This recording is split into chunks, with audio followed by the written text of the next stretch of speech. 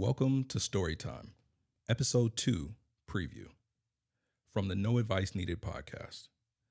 Based on this story, guess what the next episode is about. I was waiting outside of her office. I had scheduled an appointment weeks in advance to have a conversation with the newly appointed president. I was fully aware that the president of a $100 million company was doing me a favor by meeting with me in the first place. I had been working for this company for approximately 7 years. The company itself had been around since 1940. I was proud to work for this company. The services that it provided to its customers were invaluable and profitable. I was even more proud of the day when the company made history. When the newly appointed president officially accepted the position, she had broken two historic barriers.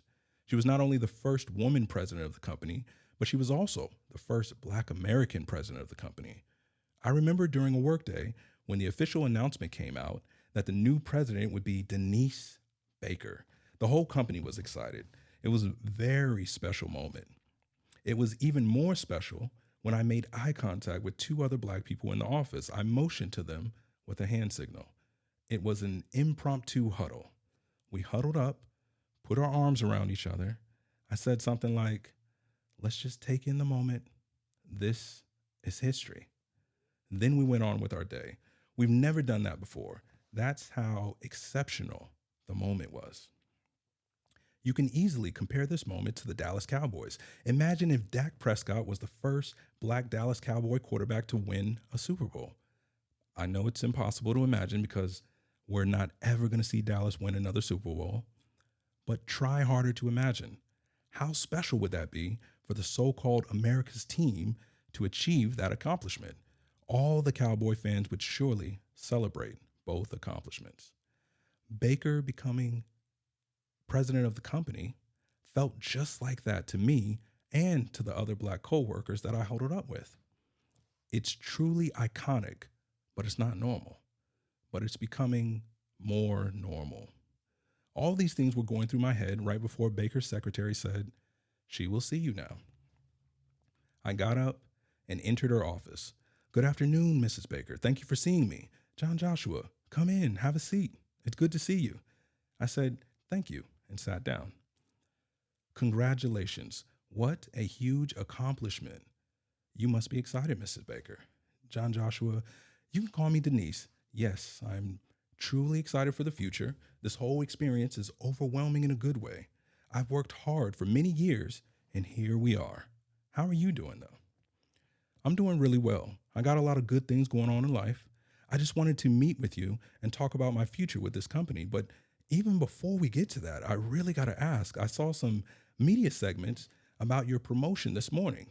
You're famous. It's inspiring to so many people.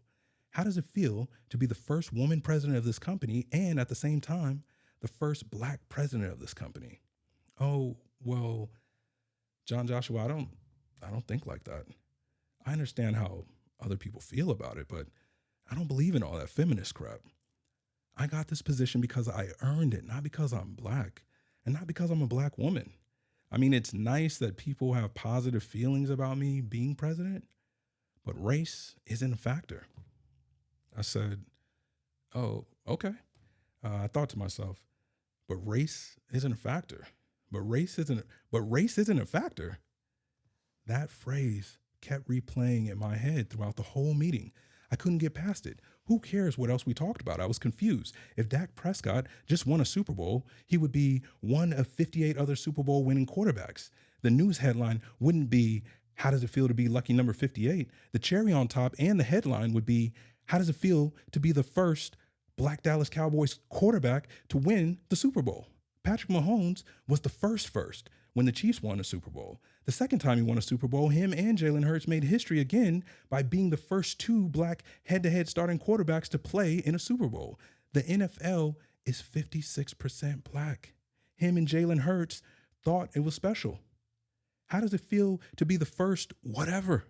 It feels great to be the first anything in a positive legal capacity. But race isn't a factor. Is history a factor? Is American history a factor? John F. Kennedy, how does it feel to be the 35th president? He'd probably say, "What? Nobody remembers that I'm the 35th president. You don't want to talk about how I'm the first president to do a "we choose to go to the moon" speech, or how America led by me was the first country to land on the moon. Not the Romans, not the Greeks. Genghis Khan didn't land on the moon. Me. I did it. Me from America did it. Well, me and Neil Armstrong. Hey, Neil. How does it feel to be the second person who landed on the moon because we don't know their name like we know your name because you were the first to do it? Oh, two more questions. Was race not a factor when landing on the moon? Or did only the Russians care about race in the space race? Double entendre. And if Denise doesn't understand how nationality and ethnicity are mostly different but sometimes the same, I want that smoke. 3 words. Movie, Rocky IV. These are the rebuttals that I wanted to bring up to Denise, but I more so wanted to keep my job.